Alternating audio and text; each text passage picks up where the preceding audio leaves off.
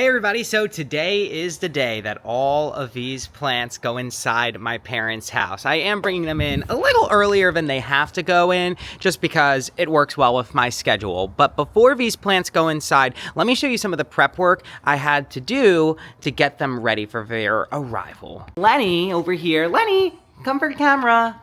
Yeah, we're gonna talk about you. So she needs a little babysitter. This is my sister's dog, and she is kind of afraid of plants, or just things that move in her space. So we're gonna see how she does with all the new plants in the house, because everything you see here is gonna be covered by plants. All of this is just gonna be plants, plants, plants, because I'm gonna tell you before I move the plants in why I select the spots I select, and you're looking at one of the reasons. That's skylight. So not all windows are the same. Skylight is perfect for these plants because you're going to get some nice direct light onto the top of my tallest palm trees. And that's a big, big factor that a lot of people don't consider when they're trying to bring their plants inside. That not every window is going to give plants the light that they need. So my full sun plants require really full sun. They're never going to get enough light inside the house to be happy, but the more direct sun they get, the better. So this is the best spot right here in the whole house. A picture window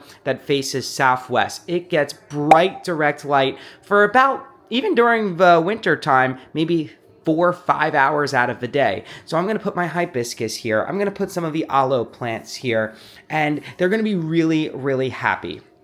And I'm going to maximize the amount of light that I have with that. Now, unfortunately, there is a limitation in this room, and that is the ceiling. So the other problem is that I have a lot of big plants. So we're gonna put them wherever we have big ceilings. And my biggest plumeria has been pruned to perfectly fit in the foyer. So it's kind of like a boxy looking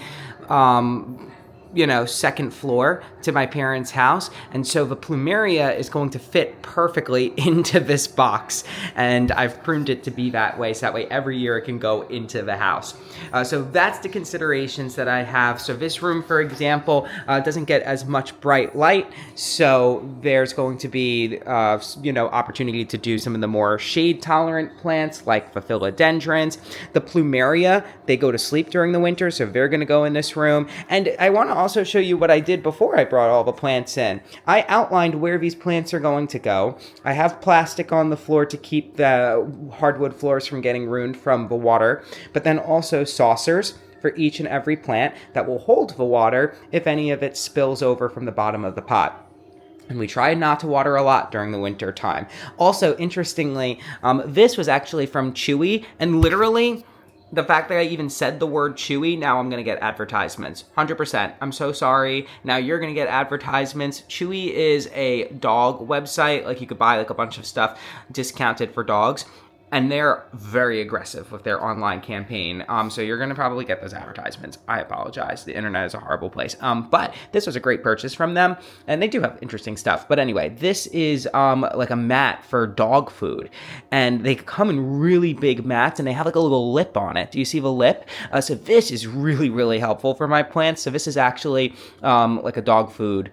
Like you put it where your dog eats food. I don't know exactly what it's called on the website, but it worked amazing last year. So we put all this down on the ground. I figure out where all the plants are gonna go. And now for the fun, putting them all inside the house.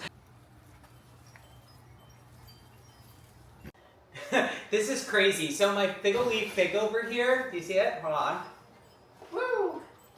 My figgle leaf fig, like, rooted into the ground, like really far away. It was on the patio, and it just rooted probably like into the ground that was 4 feet away from the patio. Unbelievable. Plants are resilient.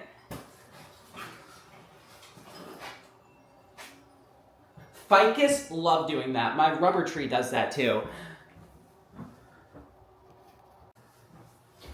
By the way, before we reveal, you're not going to believe this. Ficus are just ridiculously resilient. This figgle leaf fig, Ficus liriata, decided to root, not like a foot away, not 2 feet away, but 3 feet away from where the pot was. The roots traveled underneath the pot and into the ground. And my rubber tree, Ficus elastica, does that too. So it is definitely a ficus thing. They are resilient. Their roots will go wherever they feel like going.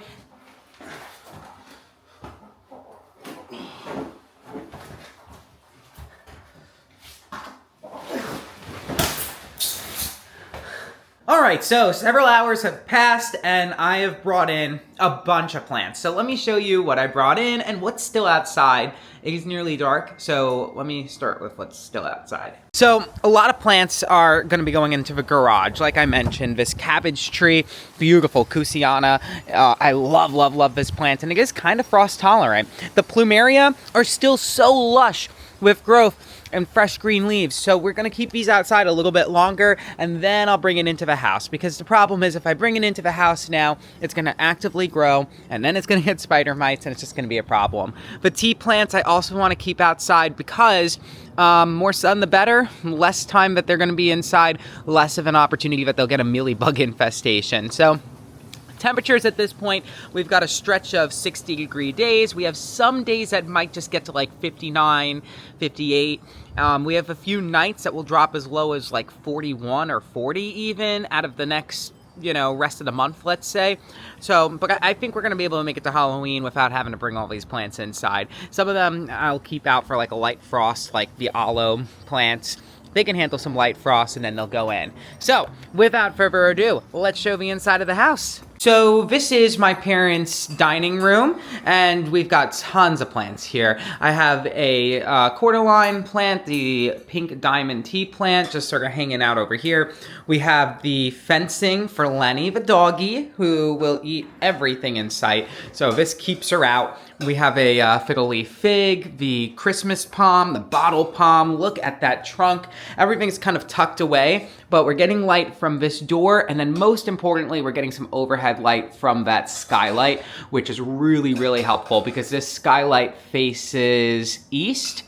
And so it actually gets a pretty solid amount of light for a good chunk of a day. Ceilings aren't as tall in the formal dining room. So over here, I have some shorter growing plants that need tons of sunlight. This is a south-facing window.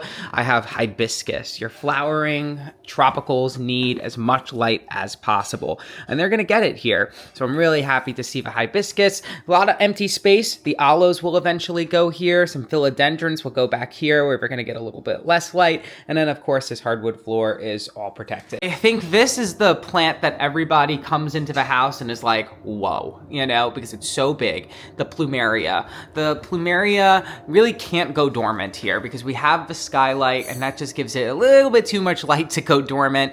And my mom does feel bad for it, so she waters it pretty frequently. So we have that. This year I've put the schiffelera next to the plumeria, and they're just kind of hanging out. It's like a little forest over here when you walk into the house. It's kind of cool. And in the past, I've put my plumeria by that southern window where the hibiscus are right now. But this year, I'm going to put it over here where it's sort of tucked away. It doesn't get as much light here. We have some dracenias here because they don't get as much light, and they don't need as much light. With Diffenbachia. This window actually used to get more light, but I have an evergreen dogwood, which is a really cool plant. It's supposed to be a zone like 7B plant, but it does really well in my zone 7A. It stays green all winter long, which does kind of limit some of the sun that this window gets, but that's all right. And that's really about it for now. I am trying to be a little bit more conservative about how many plants I bring into the house, but I still have a lot. All right, and this is of course just my parents' house. My house,